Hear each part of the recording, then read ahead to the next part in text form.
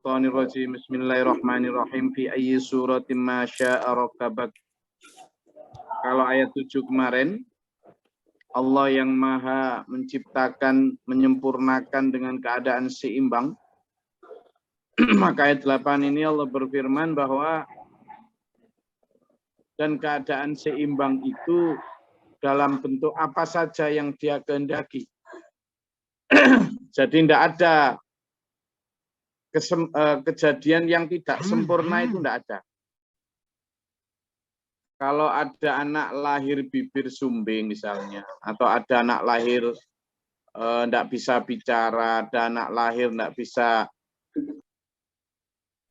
jalan, ada anak lahir yang kekurangan fisik, disabilitas, itu bukan karena tidak sempurna, bukan ya, karena memang Allah bikin begitu. Ini membuktikan bahwa tidak ada atau manusia yang bisa mendesain, oh anak saya nanti harus matanya biru, oh anak saya nanti harus kulitnya putih, lah tidak bisa tak kita. Jadi ilmu ginekologi yang paling canggih sekalipun tidak bisa, belum ada ilmu yang mampu mendesain seperti itu. Nah ini menunjukkan bahwa fi ayyi suratin ma syaa rakkabak, dalam hal apapun, dalam bentuk apapun, itu Allah yang menentukan gitu loh, ya. Jadi Allah yang menentukan, yang menggambar suratin itu Allah sendiri. Ya. Walladzi yusawwirukum fil arhami kaifa yasha. Itu Allah sendiri. Walladzi yusawwirukum fil arhami kaifa yasha. Coba dibuka di surat Ali Imran ayat 6. Ya.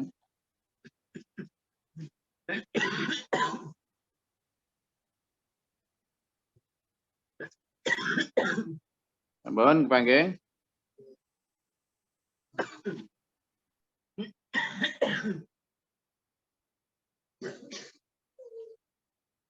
Coba di sana diterangkan bahwa dialah Allah yang yusawwirukum, yang memahat, menggambar, melukis, membuat, membentuk kalian fil arhami, di dalam rahim ibu, kaifa yasha, bagaimana Allah kehendaki.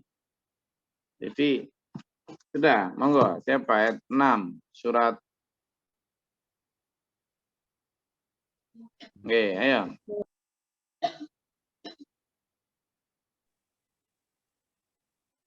Gus.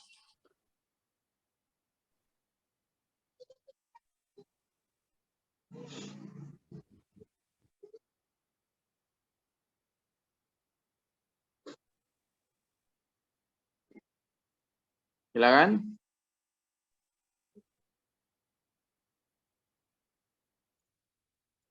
Oh, yang mau baca silakan. Ali Imran tadi ya. Ayat 6. Oke, izin Gus.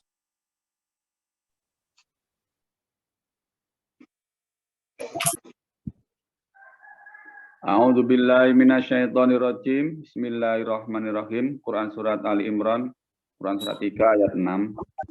Dialah yang membentuk kamu dalam rahim menurut Dia kehendaki. Tidak ada Tuhan selain Dia yang maha perkasa dan maha bijaksana. A'udzu billahi minasyaitonirrajim. Huwallazi yusawwirukum fil arhami kaifa yasha. Dialah Allah zat yang membentuk, ya, membentuk, melukis, memahat, mengukir kamu semua, menyusun kamu semua. Nah, ini kaitannya dengan ayat 8 ini. Jadi yang mengukir, menyusun, membentuk kita itu Allah. Mau dikasih hidung panjang, hidung pendek, hidung mekrok, mau dikasih kulit putih, kulit hitam, tidak ada, sehingga tidak pantas kalau kemudian manusia itu menyombongkan diri, pamer kecantikan. Siapa yang bikin kamu cantik kok kamu pamer seolah-olah kamu yang membentuk dirimu? Ndak. Demikian pula yang hitam pesek dan tidak cantik, tidak usah minder, ngapain juga, tidak usah. Ya. Saya ini tanamkan juga kepada anak-anak saya, yang cantik, yang ganteng, tidak usah sok-sokan loh. Siapa yang bikin hidungmu mancung? Lu, bukan toh? Ayahmu, ibumu? Enggak. Demikian pula yang standar manusia saja toh, cantik dan tidak cantik itu. Ganteng dan tidak ganteng itu kan standar manusia. Buat orang Afrika, belum cantik kalau belum gemuk. Jadi semakin gemuk, semakin cantik. Itu buat orang Afrika. Nah, standarnya orang Eropa, lahan sekarang itu, kalau nggak langsing, nggak cantik. Laki juga begitu. Itu. Ada satu negeri di Asia sana yang menentukan ukuran cantik itu kalau alisnya tidak ada. Jadi kalau dia punya alis berarti jelek. Ada. Ada yang punya ukuran apa? Cantik itu kalau kupingnya panjang. Sehingga makanya kemudian dikasih gandolan panjang itu. Ada. Dan tidak apa-apa, itu hak mereka. Maka cantik dan tidak cantik, ganteng dan tidak ganteng, itu subjektivitas manusia. Apalagi kalau kita paham betul bahwa kita pun tidak bisa membentuk manusia seperti keinginan kita, atau tidak bisa. Kita selalu terima apa adanya. Banyak anaknya dokter yang kemudian terlahir autis, padahal sejak masa belum lahir juga sudah dijaga nutrisinya, dijaga ini itunya, lahir ya baik-baik saja. Sementara sebaliknya banyak anak yang lahir di pandian nggak dikasih apa-apa, dikasih makan gaplek dan karak, ya lahir dengan baik-baik saja, yang ganteng, ya pinter. Hah? Apalagi di Jogja, Masa Gino sana, dikasih makan apa? Batu. Nah, tapi yang ganteng, pinter, ya hebat-hebat, ya ada yang jadi gubernur, jadi enggak apa-apa tuh. Enggak, saya enggak kok menghina. Ini loh, ada teman saya yang dari daerah yang sangat gersang sekali, yang air aja susah, tapi ternyata hebat-hebat juga mereka. Artinya hebat dan tidak hebat, kemudian standar itu adalah masya'arokabak. Tergantung bagaimana Allah menyusun kita. Apalagi kalau persoalan fisik. Kalau persoalan fisik itu kan relatif ya, relatif banget. Ada orang yang, loh kok kamu kok mau bojo sama dia gitu kan? Kalau menurut dia, dia cantik loh buat saya. Yang laki juga gitu, itu dia ganteng buat saya. Padahal kita, kadang sebagian dari kita itu menghina. Mandang aja makilkan orang. Nah, ini berarti apa? Subjektivitas manusia itu tidak bisa dijadikan ukuran, ya. Terutama kita sendiri. Sampean yang ganteng maupun cantik, tidak usah menyombongkan diri, pamer-pamer, selfie sana, selfie sini, posting sana, posting sini. Apa yang sampean banggakan? Wong itu bukan hasil karya sampean. Sampean layak membanggakan sesuatu itu kalau itu karya sampean. Misalnya bisa bikin apa, itu pun karena sampean dikasih tangan dan kepala, toh. Kalau nggak dikasih Allah itu mana bisa. Ya, jadi lagi-lagi kita sebenarnya diingatkan Allah. Kemarin dalam surat Yasin ayat 77, khosimu mubin itu kan sombong dan menantang Allah. Padahal mereka tidak tahu alam yarul insanu anna khalaqnahu min nutfatin. Dari sebab apa? Dari apa? Nutfah, dari setetes air. Bahkan dalam ayat lain disebut mimma immahin, dari air yang hina, tetes air yang hina. Kenapa Allah pakai kalimat hina? Biar manusia tahu bahwa dia itu aslinya hina, biar nggak sombong, biar nggak merasa ingin dipuji terus. Sementara sebaliknya, yang tampak hitam, saya lah hitam juga. Ya, hitam saya. Hitam apa? Sama kita lebih. Saya hitam dah. Coklat. Hitam ya wis. Nggak usah bilang saya manis. Coklat. Nggak ngaruh itu. Ya, saya selalu tanamkan pada enggak usah kamu pengen glowing, pengen putih. Ngapain pengen putih? Ada apa dengan putih? Hah? Ada apa dengan kulit putih? Ini ada ratusan dulur-dulur dari Ngawi, puluhan Ngawi, Sragen, dari mana aja ini? Dari Jogja, dari mana ini? Sedang bangun sekolahan di Mabes ini. Tidak ada yang putih ini. Tapi mereka yang bikin pondasi sekolahan yang insya Allah nanti jadi jariah untuk mereka tuh. Ya tuh. Ya kalau di Eropa sana tukang-tukang bangunan ya putih semua, memang mereka terlahir putih. So what? Ya, jadi kamu-kamu ini saya sedang di depan para santri ini, jadi mohon maaf untuk yang kajian tafsir yang dimanapun berada, sembari saya memberi motivasi kepada para santri. Jadi kamu-kamu juga gitu. Nggak usah ikut-ikutan orang-orang di luar sana ya, para santri. Ya, tunjukkan inner beauty. Kecantikan itu di dalam apa? Jiwa sholihah. Ya, iya. Dulu Gus Glory ketika Aliyah Sanawiyah ya makin jauh lebih hitam dari sekarang ya. Jauh, pekerjaannya main layangan apa. Dari sini dari Turi sini sampai ke Lamongan sana itu sepeda nontel kok. Siang-siang jam 11 siang itu loh. Bisa bayangkan hitamnya kayak apa. Tapi yang mengidolakan jangan dihitung. Karena nggak ada. Ya. Jadi jangan khawatir, ya, jangan khawatir. Itu pokoknya tunjukkan saja prestasi, dan prestasi itulah yang akan lead you, akan memimpin sampean kepada kemuliaan. Terutama utamakan prestasi rohani, ya. Jadi ini.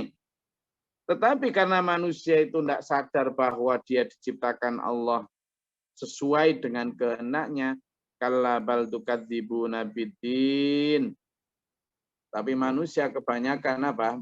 Mendustakan ayat Allah. Mendustakan. Dulu di masa Rasulullah, belum Islam datang, orang kalau dikasih anak perempuan malu. Malu. Karena buat konsep tradisi jahiliyah Arab waktu itu, laki-lakilah yang membawa kejayaan, kemenangan, kehebatan, keperkasaan. Kalau perempuan itu lambang sial. Zaman dulu begitu, lambang lemah. Nah, maka banyak orang Arab zaman itu, begitu lahir anaknya perempuan, langsung dikubur hidup-hidup. Termasuk Umar bin Khattab sebelum masuk Islam. Yaitu tadi karena salah menafsirkan kehendak Allah, terutama di dalam hal fisik. Ya, jadi sekali lagi, fisik itu tidak menentukan apapun. Laki, perempuan, cantik, ganteng, putih, hitam, mancung, pesek, apalagi tinggi, pendek, apalagi zaman yang pendek terus kemudian wah pendek, lu emang yang tinggi itu karena prestasi dia kan enggak? Karena dia misalnya hebat di otot-otot gitu enggak loh. Maka sebenarnya sangat tidak layak kalau kemudian mereka ini menyombongkan diri. Ya. Wa inna alaikum lahafidhin, dan sungguhnya bagi kalian itu ada malaikat penjaga. Dalam surat Qaf ayat berapa? Ayat 16, 17, 18 yang kemarin sudah kita bahas ya. Jadi itu sudah jelas di ayat-ayat tersebut itu diterangkan bahwa tidak ada sesuatu pun yang tidak dijaga oleh malaikat raqib dan atid, ma yalfidhu min qauli illa ladaihi raqibun atidun. Jadi semuanya dijaga. Kiraman katibin, yang mulia yang mencatat, ya'lamuna ma taf'alun, mereka mengetahui apa yang kamu lakukan. Jadi itu tadi ya. Jadi apapun yang kita kerjakan itu selalu diawasi, selalu dicatat, ada CCTV-nya. Masalahnya CCTV ini nanti di akhirat akan diputar kembali. Akan diputar. Duh, malunya kita nanti ya. Kalau enggak kita hapus sekarang. Ya? Makanya sekarang harus segera kita hapus. Ya, harus segera kita hapus. Supaya apa? Ya supaya nanti enggak kebaca. Tapi menghapusnya sekarang. Gitu loh ya, menghapusnya sekarang. Menghapus CCTV. Gimana caranya menghapus CCTV?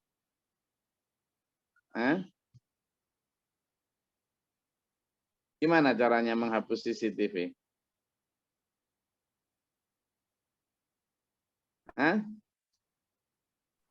Muhasabah diri, Gus. Muhasabah diri, bukan hanya muhasabah, itu tahap pertama bagus, muhasabah diri. Jadi yang kedua apa Mas ya?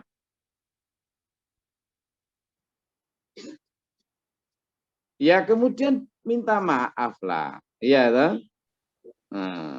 Maka menghapus CCTV itu akhirat itu dengan cara minta ampun, minta maaf kepada sesama dan minta ampun kepada Allah, gitu loh. Ya. Ya itu loh. Jadi sekarang kan lagi marah. Jadi bagaimana agar nanti itu ketika CCTV kita diputar, yang jelek-jelek, yang aib-aib itu sudah dihapus. Caranya gimana? Ya sekarang sampean dan saya itu menghapusnya, bukan nanti. Nanti sudah kasep, sudah telat, tidak ada fungsi, tidak ada guna. Kemarin kita sudah mempelajari surat Al-Isra, ya toh? Tentang apa? Tentang kitab kita yang dikalungkan di leher kita. Bahwa di setiap manusia, wa kullal insanu alzamnahu ta'irahu fi unuqihi, bahwa setiap manusia itu di lehernya itu dikalungkan sebuah kitab mansyura ya, yang nanti akan dibuka dengan jelas. Nah, ini yang harus kita pahami sekarang ya. Jadi maka fi ayyi suratin ma sya'arakabak sampai kallabal tukadzibuna bidin sampai wa inna alaikum lahafidhin. Pelajaran hari ini ayo mulai akrab terhadap raqib atid, ayo mulai akrab dengan kegiatan atau agenda rutin kita untuk apa? Membaca ini. Membaca apa? Membaca kitab amal kita. Oke. Membaca kitab amal kita. Buah kitab yang mulia yang mencatat, yang dicatat oleh Rasul atau malaikat yang mulia yang mengetahui apa yang kita kerjakan. Selama ini mungkin kalau kita itu merasa nggak tahu, nggak ada yang lihat dan seterusnya. Padahal sesungguhnya banyak yang lihat. Siapa? Para malaikat. Kalau tidak kita hapus, lebih banyak lagi yang akan melihat nanti kapan di akhirat. Makanya kerjaan kita harus sekarang hapus. Oke? Silakan kalau ada yang mau ditanyakan. Monggo.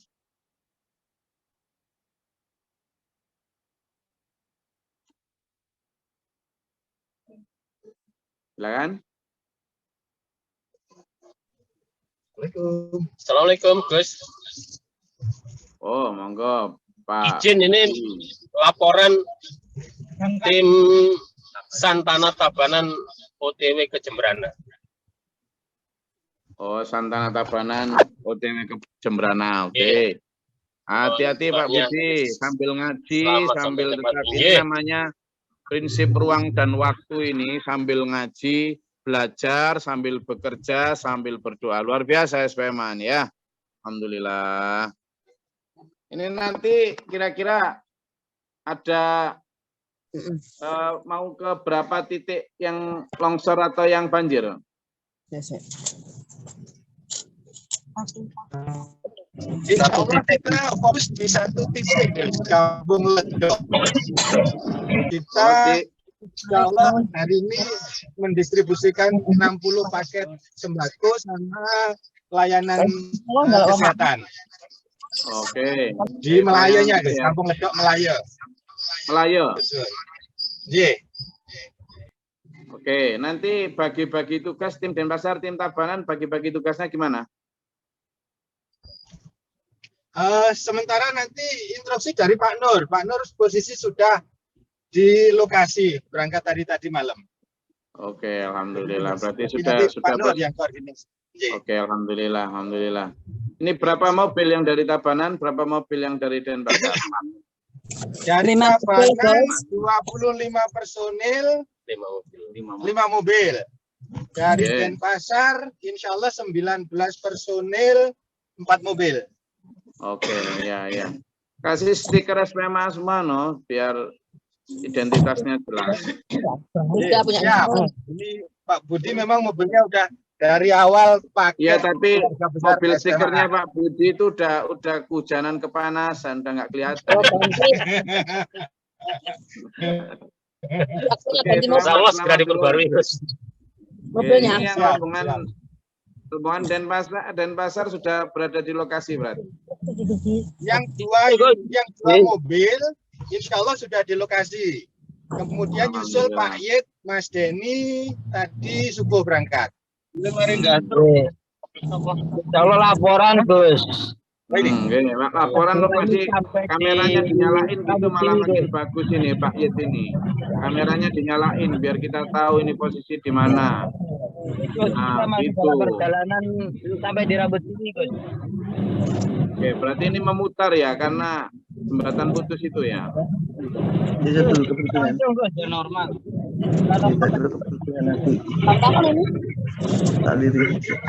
Ya, jadi ini dulur-dulur dua tim dari SPMA Tabanan dan SPMA Denpasar akan melakukan tanggap bencana di daerah Melayu Jembrana karena di sana cukup terdampak luas, jembatan utama yang menghubungkan jalan nasional itu putus dan banyak tanah longsor dan juga rumah-rumah yang terendam, banyak pengungsi juga.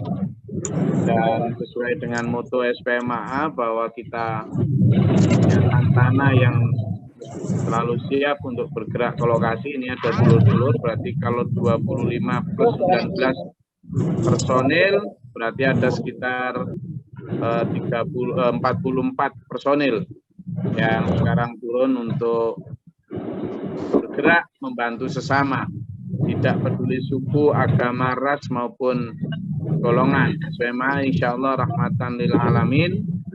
Semangat. Apalagi yang mau dilaporkan dulur?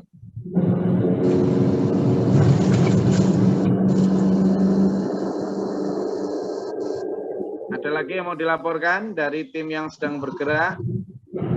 Insya Allah cukup, Gus. Oke. Dari itu kita belajar bahwa ternyata sambil bergerak, sambil menolong umat, kita ternyata ya bisa tetap ikut ngaji. Inilah yang harus kita terapkan dimanapun ya, bahkan di mobil dimanapun kita bisa tetap ngaji hingga dapat banyak ini.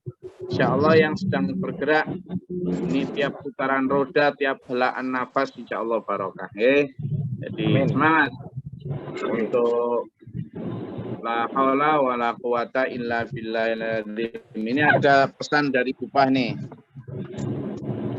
Ya, bismillahirrahmanirrahim. Ya, berangkat semangat, minta rahmat, syafaat Nabi Muhammad dan Bapak Guru Muhammad Muhtar. Niat berangkat semangat, minta rahmat, minta syafaat Nabi Muhammad SAW dan Bapak Guru Muhammad. Dengan banyak-banyak la haula wala quwata illa billah. La haula wala quwata illa billah.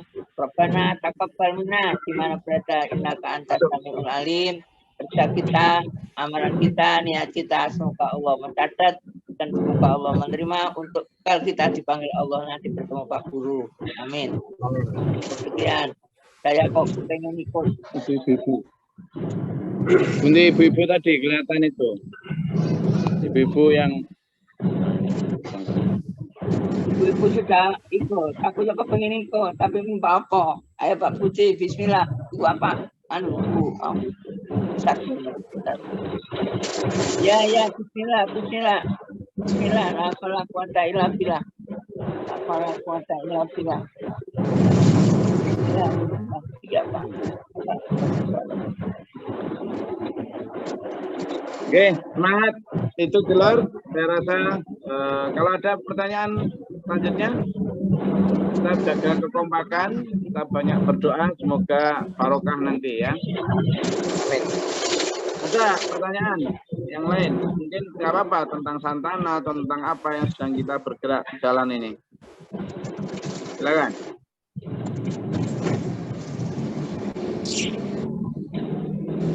Atau tentang ayat yang barusan kita bahas, silakan kalau ada yang pertanyaan.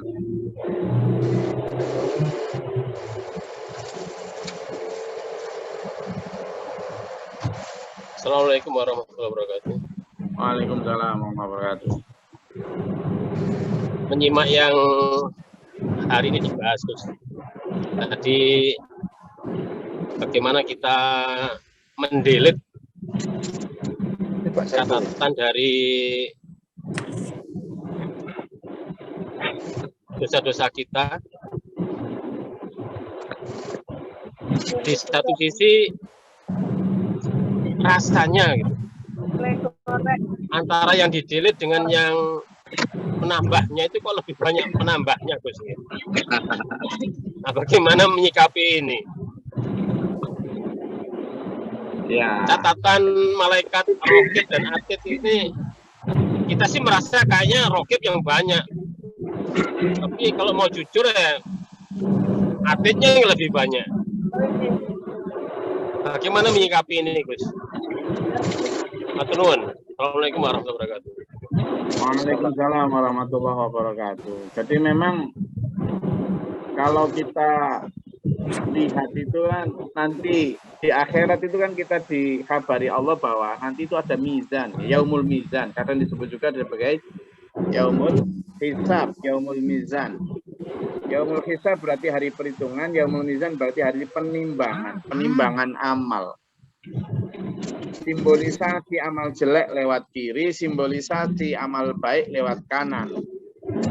Nah, kadangkala kita ini kaget, banyak nanti orang kaget di akhirat ketika ternyata timbangannya itu berat ke kiri daripada ke kanan. Kenapa mereka yang begitu itu? Karena selama di dunia jarang melihat nengok ke kiri, dia sukanya itu nengok kanan tok.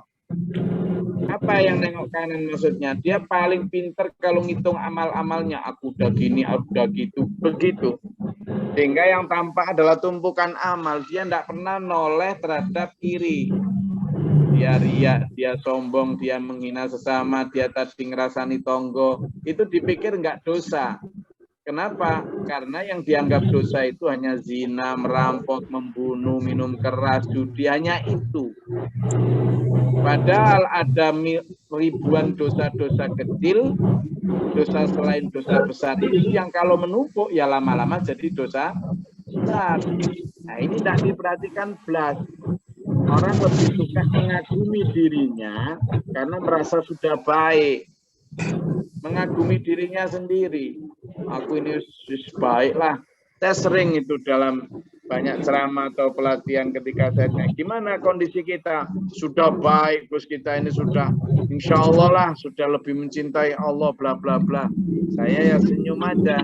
Tanpa suudzon, kita ini seringkali nggak jujur ketika ditanyain dokter sakitmu apa, sakitnya mata tapi dibilang matanya nggak ngapa-ngapain, hanya panu aja gitu. Sama kita ini kalau ditanyain penyakit hati dan jiwa kita apa, dosa kita apa, enggak kita jawab. Karena malu, gengsi, maka ditutupi kesalahannya.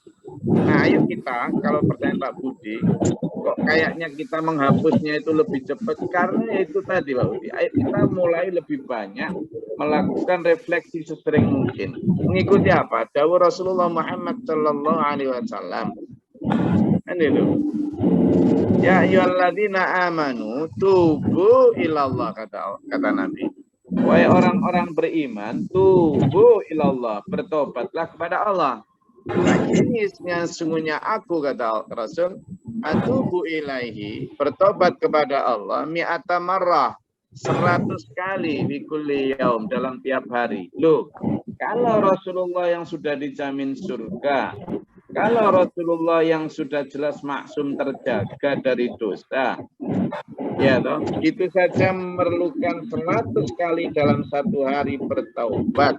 Lah kita yang bukan Rasul, nggak dijamin surga, belum tentu terjaga, kok nggak sampai 100 kali di dalam bertaubat? Maka tidak ada cara lain kecuali biar hapusan amal kita itu lebih cepat, minimal 100 kali kita bertobat. Itu kalau kepada Allah, belum kepada sesama. Gitu. Sehingga amal tetap kita lakukan, tapi istighfar juga harus lebih sering kita lakukan. Selain itu, tambahi dengan amal sunnah. Kemarin dalam pengajian BNI saya sampaikan, apa sih fungsi amal sunnah? Fungsi amal sunnah itu, karena seringkali amal wajib kita digerogoti oleh penyakit dosa, amal sunnah ini untuk kompensasinya, sebagai komplementari, penambung, penambal, kalau ada yang kosong dan bolong, karena digerogoti oleh dosa. Karena itu, ayo sekali lagi memperbanyak istighfar. Kalimat dalam surat Ali Imran ayat 133 itu jelas. A'udzubillahi minasyaitonirrajim. Usari'u ila maghfirah. Dan berlombalah, bercepatlah, bersegeralah kalian mencari ampunan atau istighfar kepada Allah. Jadi itu hanya satu-satunya itu. Makanya ayo sering kita itu noleh ya ke kanan, noleh ya ke kiri, kayak sholat itulah. Ketika tahiyat terakhir begitu diakhiri dengan menoleh ke kanan, menoleh ke kiri. Allah alam itu maknanya bagaimana, tapi dalam kehidupan sehari-hari kita juga harus sering menoleh ke kanan, menoleh ke kiri. Jangan hanya menoleh ke kanan ngitung amal seolah sudah baik, tapi nanti kaget karena habis oleh dosa. Maka di sini ayo begitu, ya. Jangan sampai seperti surat Al-Kahfi yang menyatakan a'udzubillahi minasyaitonirrajim, orang yang akhirina a'mala, yang paling rugi amalnya adalah orang yang apa? Yahsabuna annahum yuhsinuna sun'a. Mereka merasa sudah berbuat paling baik. Maka kita di SPMA ini, ayo mulai menata diri dengan apa? Ayo tetap berbuat baik. Nggak apa-apa kita dipacu dengan motivasi sudah beramal ini itu, tetapi di sisi yang lain, ayo kita jaga amal ini itu dengan menaubati dosa supaya tidak menjadi penyakit dari amal-amal kita, ya. Jika kita bersedekah seperti ini, sampean sedang berkorban untuk agama, untuk bangsa dengan bergerak lewat santri tangga bencana, ya kita jaga. Jangan sampai nanti olok-olokan dengan sesama tim, jangan sampai nanti jengkel-jengkelan, jangan sampai nanti sombong dan ria, jangan sampai nanti menyakiti hati yang menerima. Kayak gitu. Jadi antisipasi juga. Jadi selain menghapus itu juga antisipasi, jangan melakukan. Itu yang namanya sifat wirai. Saya rasa itu kajian kita pada pagi hari ini. Semangat dulur-dulur dimanapun berada. Apapun yang kita kerjakan, ayo benar-benar kita arahkan untuk persiapan dunia dan akhirat kita. Ya, tetap belajar, tetap bekerja dan berdoa. Itulah nilai ruang dan waktu yang SPMA ajarkan pada para santrinya, dan saya mengajak Anda untuk ke sana. Semoga Allah merahmati kita, menuntun kita dalam siratal mustaqim. Amin. Allahumma fil mu'minin wal mu'minat wal muslimin wal Allahumma atina fi man hadaita wa afina fi man afait wa lana fi man tawallait wa barik lana fi ma ataita wa qina Tawbir wa atubu ilaika wa sallallahu alaihi Allahumma adfa'na al-bala wal waba wa badal hasidin wa natina syaitan sayyidina rabbana Rabbana wa la taj'alna fi qawmin dhalimin wa ma'ana Rabbana man aqutu bina ma syahidin wa rabbana fa'ata dadana lana Rabbana wa janna muslimina wa kumtirana Rabbana inna nas'aluka min rabbikum fa'amana rabbana fa'amana Rabbana afghfir lana sabra wa sabra wa ana rabbika rabbil izzati amma yasifun salamun ala al-mursalin lillahi rabbil alamin assalamu alaikum warahmatullahi wabarakatuh. Waalaikumsalam warahmatullahi wabarakatuh. Thank you, Gus. Allahumma arhamna bil Qur'an